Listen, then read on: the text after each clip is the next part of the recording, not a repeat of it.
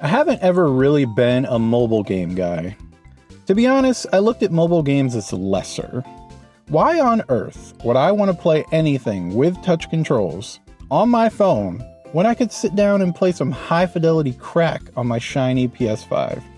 Free-to-play games on their own caught some of this smoke as well. All free-to-play games aren't mobile games, but a lot of them are. And with all the blatantly shady business practices involved, I didn't respect free-to-play games either. I kind of feel like my villain arc is ending. I think I'm seeing the light, and all it took was a healthy dose of sex and violence. These games have slotted themselves into my life in a perfect way, and I think they're worth shouting out. So join me, why don't you? Pikachu? So that you all don't think I'm completely oblivious, I was there for Pokemon Go back in 2016. It felt like the whole world was. It was like 90s Pokemania was happening all over again. That summer was nuts. It was one of the happiest times I can remember our world collectively sharing in my lifetime. And if you missed it, it's a hard time to describe. You really had to be there. I don't know who created Pokemon Go, but I'm trying to figure out how we get them to have Pokemon go to the polls. Oh, brother, this guy stinks! I got back into it recently because I received new information that made Pokemon Go seem a bit more appealing. Information about my body and how much it weighs. So yeah, I've been playing Go every day when I take a walk. It's awesome to pass the time, get rare mons for the Pokedex of the main games, and just gamify exercising. What I'm learning just now though is if you're a fan of the core Pokemon RPGs, the game is a great companion to those. You know mythical Pokemon, right? Super rare Pokemon like Diancie or Celebi that you can't catch in the games normally? Awful practice, I know. They normally don't count for Pokedex completion, but still that empty slot in the dex kinda always pisses me off. Pokemon Go is this weird-ass mobile game that will be like, hey, would you like a fucking mythical Pokemon you can't get anymore in the core games? I've been back in the game for not too long, maybe about 2 months, and in that time I've already gotten Diancie, Shaman, Mew, Meloetta, and Melmetal. He knew Pikachu, but everybody knows Pikachu. Oh yeah, that's Pikachu right there. He called Weepin' Bell. Oh, that's almost a pair. Weedle. Party Wiener. Beedrill. Everybody know that's Big Dick B. Bees don't even have dicks. It's a stinger. Marshadow just came in during the latest Go Fest, so I'm sure he'll trickle down to the free-to-play players eventually.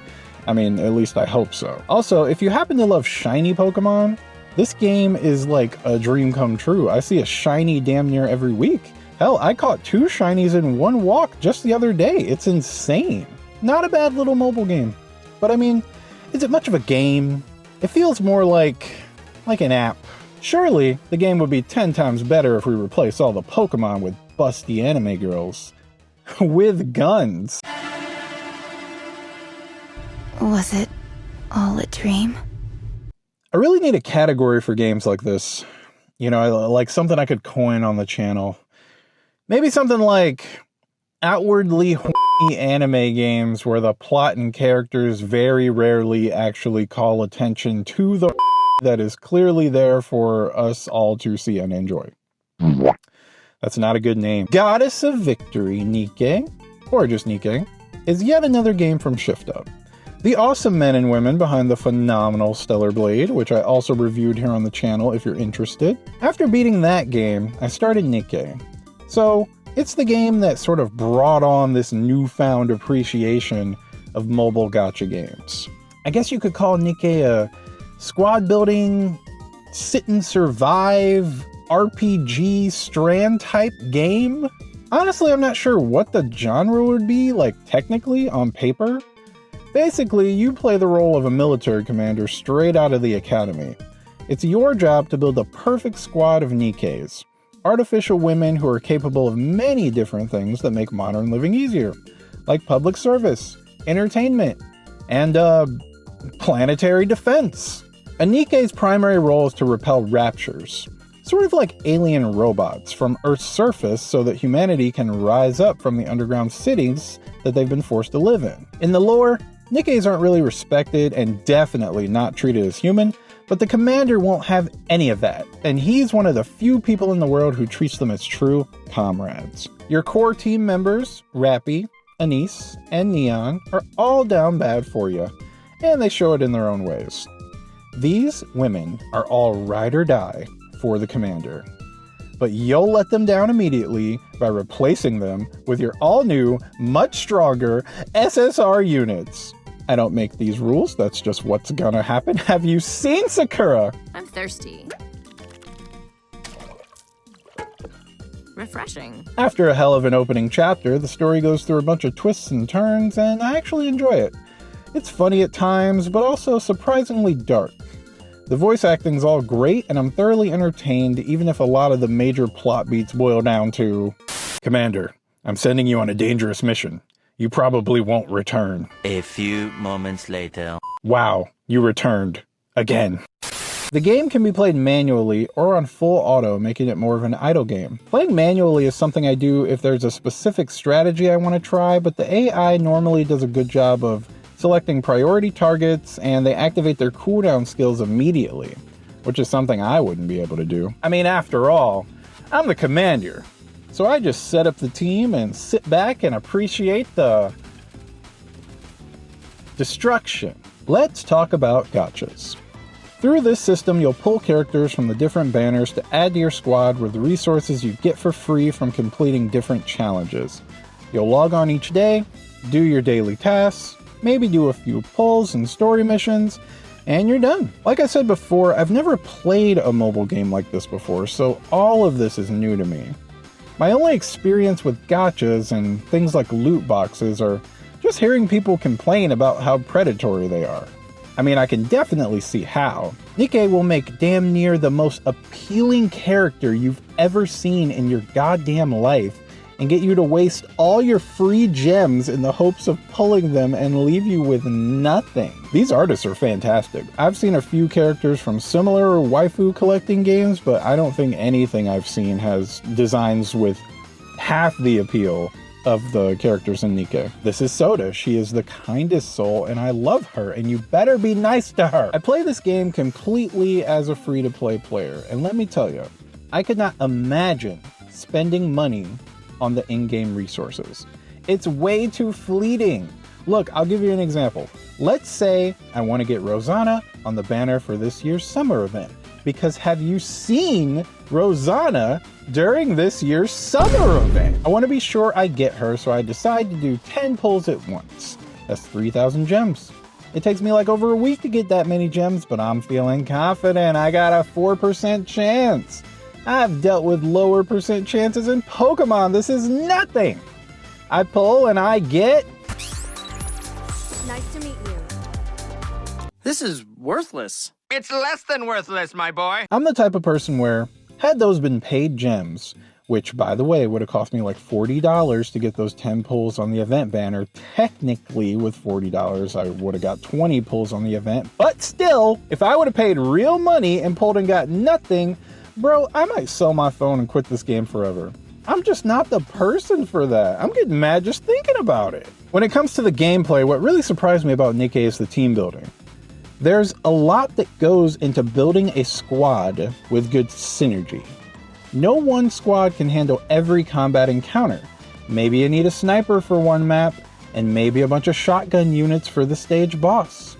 I actually think it'd be really cool if you could change squads on the fly in the main stages, maybe like command multiple squads at once during a combat encounter. I think stages built with multiple squads in mind could be a neat evolution of the formula in the future. Nikkes are split into a few categories: attackers, defenders, and support. From there, they'll have one of 5 different weapon types, each with their own strengths and weaknesses, core skills unique to each Nikke, and a burst level of 1, 2, or 3. In battle, bursts are like your big time super moves, and they can chain together. If a burst 1 Nikke goes off, a burst 2, then 3 can follow it up, and doing this will put the whole squad into full burst mode, which lasts for about 10 seconds, boosts everybody's abilities, and triggers potentially super powerful passive skill. Now, since these skills operate on a cooldown, you want to have a squad setup that can always get to full burst without any downtime. And when you're trying to fit your trash tier summer waifu into the squad, that's when things get a little problematic. That's when the meta meets the waifu, and it's not always a good mix. I would say, for me personally, it's never a good mix. None of the characters that I like the best are the best characters, and you know, that's just the life that I have to live with, I guess. I think most free-to-play players won't have any issue building a decent squad after a few pulls. The SSR rates on the gacha are 4%, which I've heard people say is pretty generous when it comes to these games, and although the 3 main characters are only SR units, they're really powerful in their own right. You also can use these temporary participation Nikkes, 3 powerful units that refresh each day to clear harder stages or extra modes so that you're never just completely stuck, unable to engage with any content. This game really caught me off guard. It's straight up a real game, and it's on mobile, and it's free. Sure, it's very but just like Stellar Blade, if you look past that, you'll find there's actually a very solid game to be played here. Shift Up is batting 2 for 2 as far as I'm concerned, and I really hope the next big collaboration we get is with Stellar Blade. Look, Shift Up, I'm talking to you directly here. I already missed the Nier event, and I probably would have actually given you guys money for that one because I have zero common sense when it comes to 2B. So don't let me down by putting even this game. That is your best chance to get my dollars. And I know you want my dollars. But if you ever rerun the Nier collab, I promise you, I got $60 set aside, ready to go. I need her, please! You forgot to mention the Bukon. Zenless Zone Zero is the latest Hoyoverse game that dropped just last month. These are the devs behind Genshin Impact and Honkai Star Rail. They're also the devs behind really weird-ass named games like Jesus Christ. I actually was really interested in Genshin because it had a console version, so I respected it a little bit more than your typical phone game. I mean, I could actually sit and play it on my TV, thank God. I tried it for a bit, but ultimately, it didn't hook me. It felt like the Genshin wave is just something I totally missed, and it was too much to get into it at that point. Then, there's Star Rail. This one had been out for just over a year before I tried it on console. I like this one a bit more than Genshin, especially since it was a really flashy turn-based RPG with cool characters, but again, I dropped this too. The story didn't grab me, and I just had too many other games and got pulled away, ended up just uninstalling the whole thing. But there was hope. I'd heard whispers of their next game, Zenless Zone Zero. It had an urban vibe similar to a game like Jet Set Radio or Persona. It looked way cooler and more unique than the previous 2 games. Not only that, I actually knew about it before it released. So, the FOMO just wasn't there with this one. I could be a part of it when it first released, so I kept an eye on the game's development and logged in on day 1.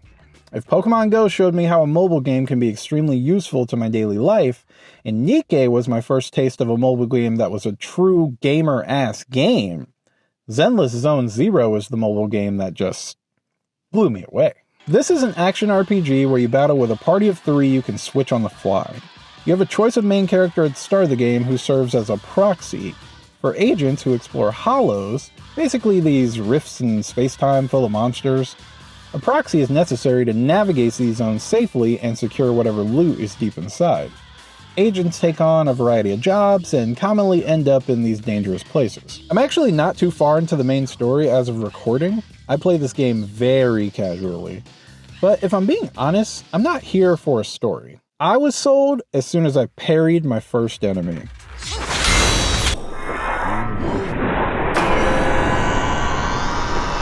The context around why there are enemies in front of me that I can parry is not important. Just give me the cool characters with the cool moves and let me cook. This is action gaming at its damn near finest, and it's just chilling here on the same device I call my mom on. We are seriously in the best possible timeline. This is pretty much the sequel to Oni-Chanbara Origins that I always wanted. all the way down to the art style.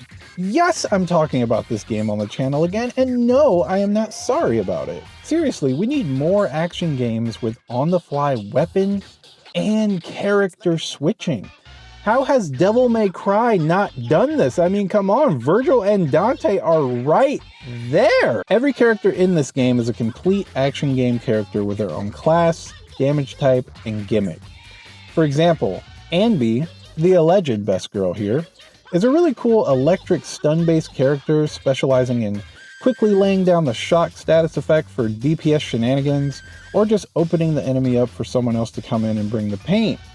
Nicole, the actual best girl in the game, I find is slower and trickier to use, but she makes up for that by being Nicole. Damn near every character I've tried so far has something awesome going on, and everyone is just so goddamn stylish. I am in love. Just like any other action RPG, you'll kit out your party with equipment with different passives to either cover their weaknesses or lean into their strengths. We're just talking accessories here though. Each character just has a single weapon to work with that is unique to them. But hey, ho-yo, who the hell thought it would be fun to put these accessories into the gacha? You gotta remember, I started with Nikke, and sure, in that game you might get trash characters in the gacha, but at least you're getting a character. When a pull in ZZZ gives me W gear, I just kind of wonder why everyone involved wasted their time on this whole process. If I have any other gripe with the game, it's that I want to fight more than I feel like the game will let me. A lot of these early encounters are over so quickly, and the bosses so far have felt like they ended right when they got going. Not only that, you're going to spend a good chunk of time in these TV sections. This is the interface in which the proxy interacts with and guides the agents through the holo. It has light puzzle elements, but I really feel like if this wasn't a mobile game, these sections wouldn't even be here at all. They're so disconnected from the core gameplay, I'm just left here scratching my head as to why they felt the need to include it at all. I'd gladly trade these sections for bigger battles with more enemies with more health for me to style on. Okay X, remember we are giving mobiles their flowers here today, so let me quit while I'm ahead. One last thing. I gotta shout out this animation. I'm actually a huge animation nerd, and I've been preaching this from on high for anyone who will listen for years now, and that is the fact that a bold character design or a timeless art style is gonna beat sheer visual fidelity every single time. To be fair, these animations are few and far between because I'm sure they were really expensive to produce. This is where all that Genshin money is going, folks. But what we do get looks absolutely amazing every time and makes each character ooze so much personality, you can't help but find them compelling. Most scenes in this game use a typical visual novel presentation, but some actually take on a digital comic style, which I actually like a lot more. Again, having all of these detailed drawings is going to be way more time consuming than just plopping your 3D model in a neutral pose and flapping those mouth flaps. But I really thank the team for going the extra mile to sell this world just a little bit more. I will leave off with this for the devs though, if you can hear me through all that money you're making.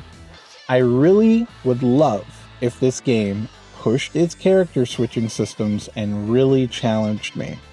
And not in the bullshit number inflating way either.